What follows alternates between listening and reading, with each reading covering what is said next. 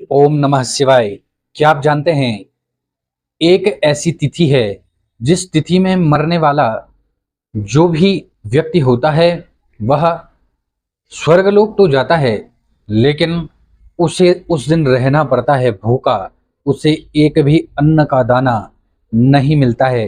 तो आज की इस महत्वपूर्ण वीडियो में हम बात करने वाले हैं, एकादशी पर मरने वालों को मिलता है स्वर्ग, लेकिन नहीं मिल पाता है अन्न का एक भी दाना।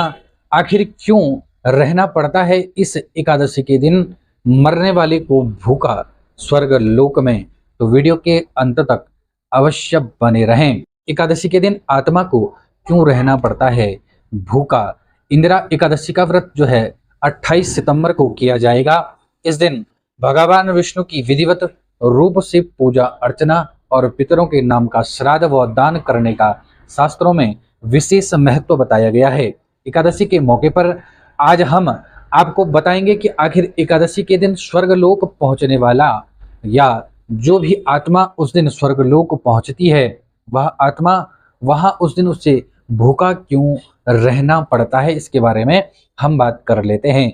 पितृपक्ष चल रहा है और इन दिनों पितरों के नाम का श्राद्ध कर्म, दान और तर्पण करने का विधान शास्त्रों में बताया गया है। शास्त्रों और पुराणों के अनुसार पितृपक्ष में पितरों के नाम का श्राद्ध करने से पितर प्रसन्न होते हैं और पितृ दोष से भी हो जाती है मुक्ति। गरुड़ पुराण के अनुसार एकादशी का व्रत रखने वाले व्यक्ति की अगर मृत्यु एकादशी के दिन हो जाए और उसकी आत्मा सीधे स्वर्गलोक में निवास करती है और व्यक्ति जन्म मरण के बंधन से भी मुक्त होकर मोक्ष को प्राप्त हो जाता है। लेकिन एकादशी के दिन मृत्यु होने वाली आत्मा को स्वर्गलोक में भी भूखा रहना पड़ता है।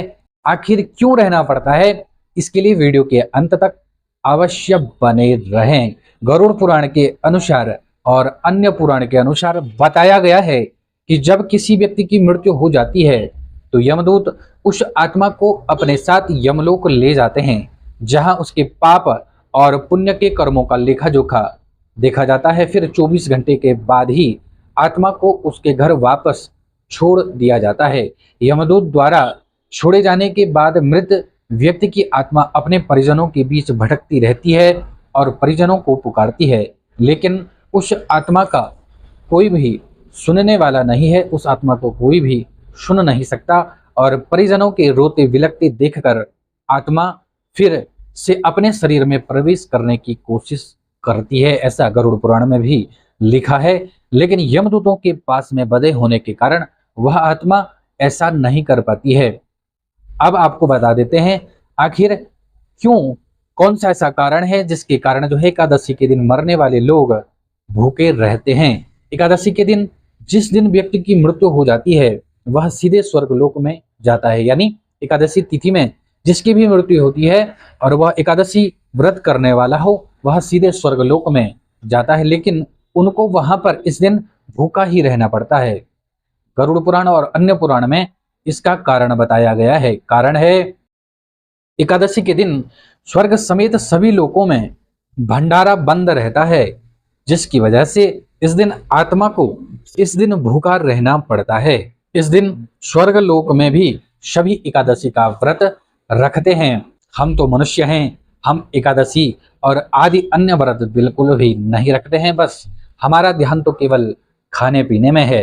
तो हम आपको बता रहे थे, इस दिन स्वर्गलोक में भी सभी लोगों का एकादशी का व्रत होता है। हालांकि व्यक्ति से जुड़े पाप और पुण्य के लेखा जोखा के अनुसार सभी कार्य किए जाते हैं, लेकिन इस दिन भोजन किसी को भी नहीं मिलता है। स्वर्गलोक की तरह वैकुंठ धाम में भी इस दिन भंडारा बंद होता है और भगवान विष्णु और माता लक्ष्मी समेत वैकुंठ धाम में रहने वाले सभी एकादशी का व्रत करते हैं और भगवान विष्णु का पूजन करते हैं, माता लक्ष्मी का पूजन करते हैं। आपको बता दें, पितृपक्ष में आने वाली एकादशी तिथि को इंदिरा एकादशी के नाम से जाना जाता है। इस दिन एकादशी का उपवास अवश्य ही करना चाहिए। वैसे तो सभी एकादशी का व्रत अवश्य करना चाहिए और विधिवत रूप से भगवान विष्णु और माता लक्ष्मी की पूजा अर्चना अवश्य ही करनी चाहिए।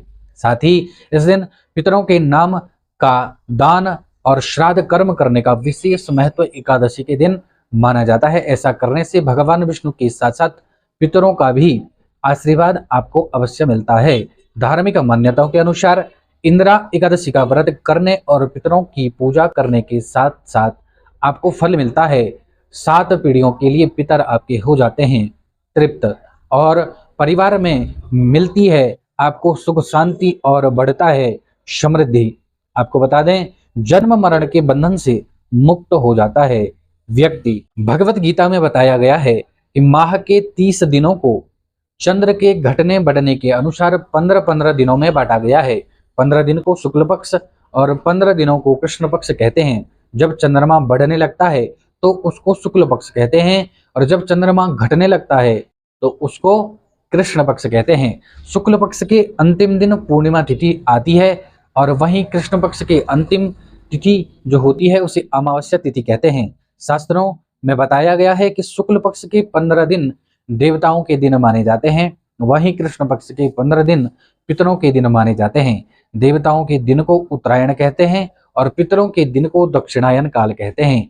गीता में बताया गया है, जिस व्यक्ति की देवताओं के दिनों में यानी शुक्ल पक्ष में मृत्यु हो, वे जन्म मरण के बंधन से मुक्त हो जाते हैं, और वहीं जिनकी पितरों के काल यानी कृष्ण पक्ष में मृत्यु होती है, उसका जन्म फिर से पृथ्वी पर अवश्य होता है। यदि यह जानकारी और महत्वपूर्ण जानकारी आपको अच्छी लगी हो, आप हमारे YouTube चैनल से अभी भी नहीं जुड़े हैं, तो हमारे YouTube चैनल को सब्सक्राइब करें, बेल आइकन का बटन दबाएं, कमेंट बॉक्स में ओम नमः शिवाय का उच्चारण आपको अवश्य करना चाहिए। ऐसा करने से आपके पुण्य में अवश्य ही वृद्धि होगी। राधे राधे, धन्यवाद।